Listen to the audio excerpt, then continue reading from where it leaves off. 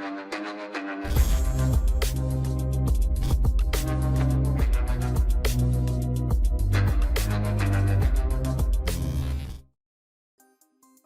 वालेकुम दोस्तों, welcome to इन्फोटेक्स। इन्फोटेक्स में एक नई वीडियो के साथ आपकी खिदमत में हाजिर।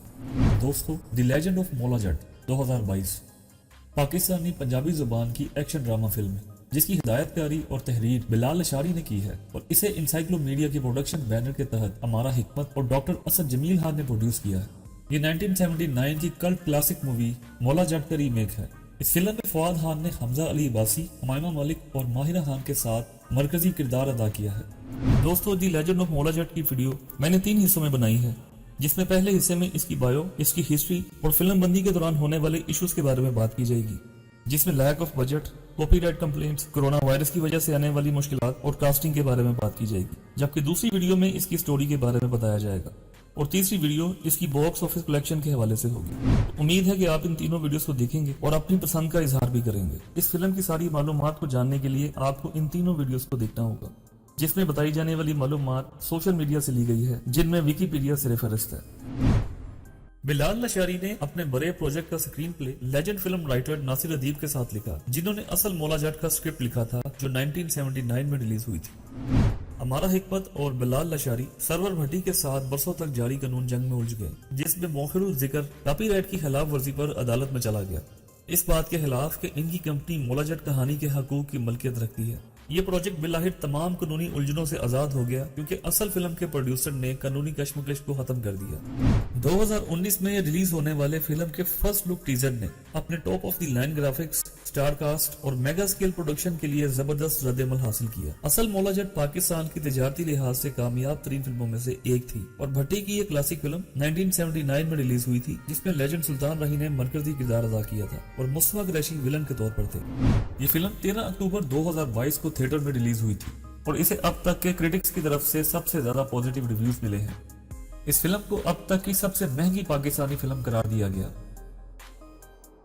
ये फिल्म मौला जट नामी एक मुकामी हीरो और एक सफाक गैंग के रहनुमा नूरी नथ के दरमियान एक दुश्मनी का किस्सा है।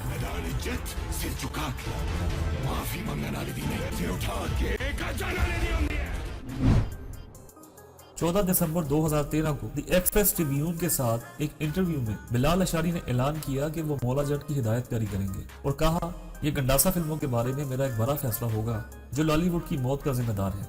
मेरा ख्याल है कि गंडासा की सनफ पाकिस्तानी सिनेमा के लिए एक खो जाने वाला मौका था और इससे इस्तेफादा करने के लिए cult classic movie Maula Jatt को खराज अकीदत पेश करने से बेहतर और क्या इंतखाब हो सकता है। दोस्तों, खुद को इस किरदार में ढालने के लिए हमजा अली अब्बासी ने मसल सिमेट्री, प्रोपोर्शन, एंड्योरेंस और कार्डियोवास्कुलर हेल्थ के ऊपर बहुत ध्यान दिया।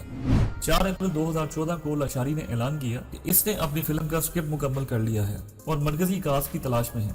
इनका कहना था कि वार को इनके स्टाइलिस्टिक एलिमेंट्स की वजह से सराहा गया, लेकिन दूसरी तरफ इसके स्क्रिप्ट पर बहुत तनकीद की गई, इसलिए मैंने मौला जट के स्क्रिप्ट पर ज्यादा से ज्यादा वक्त दिया, जिसके बाद 27 मई 2014 को कास्ट का इंतखाब किया गया और फिल्म की शूटिंग शुरू हुई, जिससे ये इंकशाफ हुआ कि फिल्म 3 जुबानों में रिलीज होगी, जिसमें इंग्लिश, उर्दू और पंजाबी जुबानें शामिल हैं।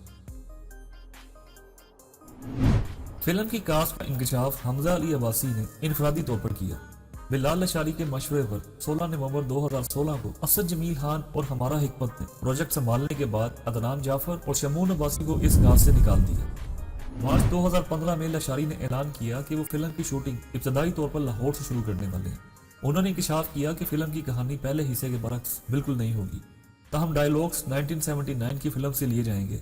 8 जनवरी 2016 को ये इंकशाफ हुआ कि फवाद खान नूरी नथ के मुकाबिल मौला जट का किरदार करें, जो कि हमजा अली अब्बासी ने अदा किया है।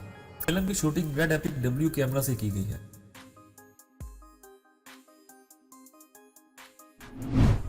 दोस्तों, फिल्म का ट्रेलर 21 दिसंबर 2018 को एक पॉजिटिव रिएक्शन के लिए रिलीज किया गया, जिसमें फिल्म की रिलीज की डेट ईद उल फितर 2019 थी। दोस्तों, 2017 में 1979 की फिल्म मौला जट के प्रोड्यूसर मोहम्मद सरवर भट्टी ने intellectual property organisation of Pakistan tribunal में the legend of Maula Jatt की नुमाइश के खिलाफ एक मुकदमा दायर किया। 2019 में उन्होंने लाहौर हाई कोर्ट में कॉपीराइट्स के हवाले से बहुत सी दरख्वास्तें भी जमा करवाई ताकि नई फिल्म के प्रोड्यूसर और डायरेक्टर्स को ऐसा मवाद इस्तेमाल करने से रोका जाए जिससे इनके अमलाक दानिश की खिलाफ वर्जी हो। इन दावों का जवाब देते हुए प्रोड्यूसर अमारा हिकमत ने कहा, सरवर भट्टी की बदनीति पर मुबनी दावे झूठे और फजूल हैं। 1979 की फिल्म के मुसन्निफ ने बाज़ाब्ता तौर पर अपने किरदारों के हकूक बशमूल मौला जट और नूरी नथ के अलावा हदायतकार बिलाल लशारी और हिकमत के हवाले किए थे।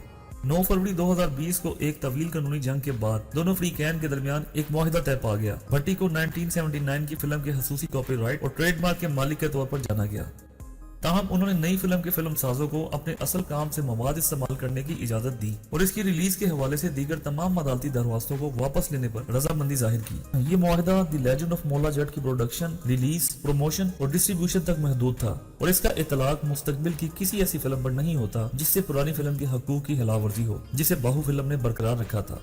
इसी तरह बाहु फिल्म्स को इंटेलेक्चुअल प्रॉपर्टी ट्रिब्यूनल लाहौर के सामने बयान रिकॉर्ड कराना होगा जिसमें ऐलान किया जाएगा कि मामला हल हो गया और अमारा हिकमत के इंसाइक्लोमीडिया पीआर को आने वाली फिल्म के लिए मौला जट का मवाद इस्तेमाल करने की इजाजत दे दी गई है। फरवरी 2020 में दोनों फ्रीकैन के दरमियान एक समझौता तय पाया, जिसके बाद फिल्म को पाकिस्तान और चीन में बैक वक्त ईद उल फितर 2020 में रिलीज किया जाना था, लेकिन कोविड-19 की वजह से इसे गैर मुअय्यना मुद्दत के लिए मुलतवी कर दिया गया। दोस्तों, इस फिल्म में इसके शाहकार वीएफएक्स और विजुअल इफेक्ट्स के पीछे कौन है? ये लूसिड स्टूडियो है जो इससे कबल मार्वल फिल्मों में काम कर चुका है, जिसमें वैनम, ब्लैक पैंथर और अवेंजर्स जैसी फिल्में शामिल हैं। इसी कंपनी ने द लेजेंड ऑफ मौला जट के लिए वीएफएक्स इफेक्ट्स देकर अपनी खिदमत अंजाम दी। फिल्म में नजर आने वाले एक्शन की कोरियोग्राफी इस टीम ने की है जिसने हॉलीवुड की मशहूर फिल्म ग्लैडिएटर और 300 में काम किया। जियो न्यूज की अलीन बुहारी ने कहा, पब्लिशिंग में बहुत से उतार चढ़ाव और कानूनी धक्कों के बाद भी द लेजेंड ऑफ मौला जट ने तवक्कुओं से ज्यादा और पूरा किरदार अदा किया। ये एक ऐसा इकदाम है जो पाकिस्तान में इससे पहले कभी नहीं देखा गया और ये वाकई फन का इनाम है।